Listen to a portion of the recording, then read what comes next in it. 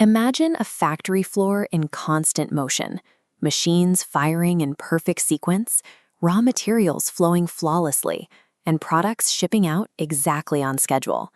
But walk upstairs to the CFO's office, and the financial statements paint a very different picture. Despite the flawless motion on the floor, margins are compressing, and the balance sheet is deteriorating. Standard engineering metrics define capacity by throughput, the maximum number of units a machine can produce in an hour. Every machine on that floor represents years of committed capital. Capacity planning tracks whether that investment is generating the expected return or silently absorbing costs through underutilization, making it a primary driver of strategic capital budgeting. When management treats production limits as an operational constraint rather than a financial asset, the result is unexplainable variances in organizational profitability. To bridge this gap between engineering and finance, the Institute of Management Accountants issued a definitive statement in 1996 on measuring the cost of capacity. Their core premise is strict. An organization can only maximize its created value if leadership thoroughly understands the nature and the exact capabilities of every resource at their disposal. Tracking these capabilities cannot be treated as a periodic audit. The management of capacity costs has to be hardwired into the planning process the moment a new product or process is first envisioned. And that oversight extends linearly through the product's entire lifecycle, all the way downstream to final equipment disposal.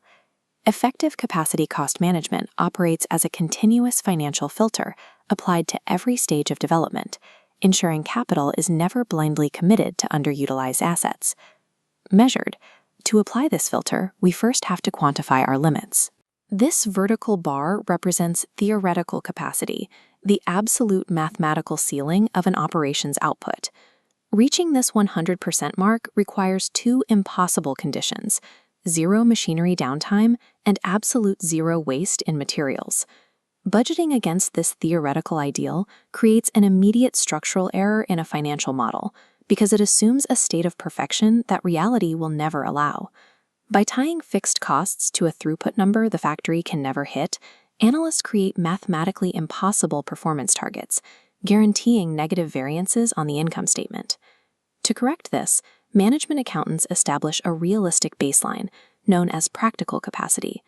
This level represents the highest reasonable output once we subtract unavoidable realities like scheduled maintenance, machine setups, and normal material waste. Because it accounts for both planned and unplanned downtime, practical capacity provides the strict baseline required to accurately allocate fixed costs against normal production activity. By pegging fixed costs here, any deviation from the budgeted output becomes highly informative. A variance serves as an immediate signal of a tangible issue on the production floor or a sudden shift in market demand. Below this practical ceiling, there is one final tier: normal capacity. This represents the average level of output a firm actually completes over a given period. While practical capacity measures what a facility can sustainably achieve right now, normal capacity is strictly a look backward at what it has done in the past. Relying on a rolling historical average is useful for long-term smoothing, but lacks the precision required for forward-looking decisions. It obscures the actual idle room a factory has available. Locking in an accurate calculation of practical capacity gives leadership the exact denominator they need. It is the mandatory starting point before executing any long-term capital budgeting strategy. As the matrix forms, once internal capacity levels are set, a firm must actively measure them against external realities. A firm's capabilities extend across four distinct vectors: physical infrastructure, human capital, underlying technology, and financial readiness. We plot those internal metrics directly against current market demand, the exact space between what the market dictates and what the firm's resources can actually deliver is the capacity gap. This gap reveals one of two operational states: either a severe resource shortage that leaves revenue on the table, or an excess of capabilities that drains capital. Because market demands fluctuate, leadership must establish strict capacity usage measurements to track these gaps consistently across different business cycles. By precisely measuring current available capacity, management gains the leverage to align daily operations with their broader strategic objectives. If an executive team fails to quantify this gap across all 4 capability vectors, they are not strategically managing their corporate performance. They are simply guessing.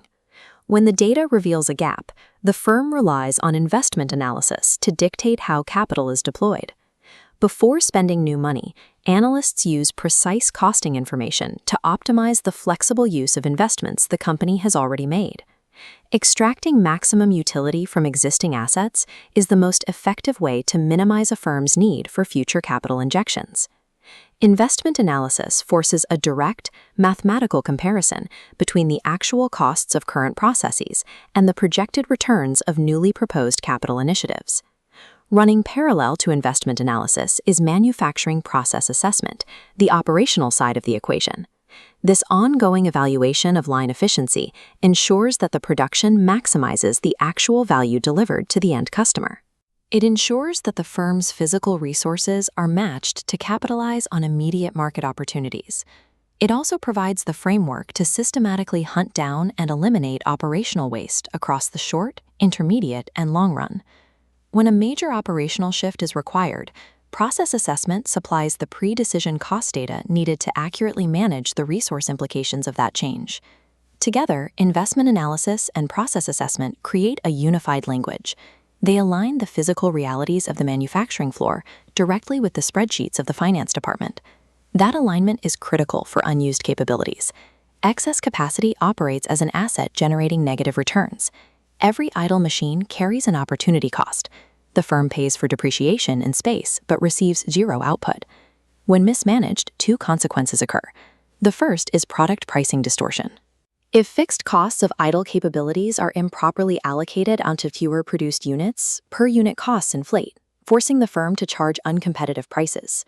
Alternatively, if the firm holds prices steady, the absorbed cost of unused capacity directly attacks the bottom line.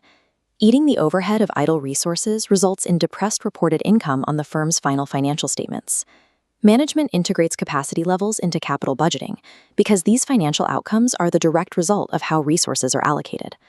By accurately estimating future capacity levels, a firm secures the vital lead time needed to either acquire more resources ahead of demand or aggressively dispose of idle assets before they drain capital.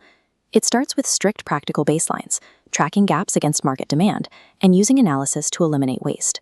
Ultimately, capacity management acts as the firm's primary defense mechanism. It protects market competitiveness from being called out by the hidden costs of idle resources.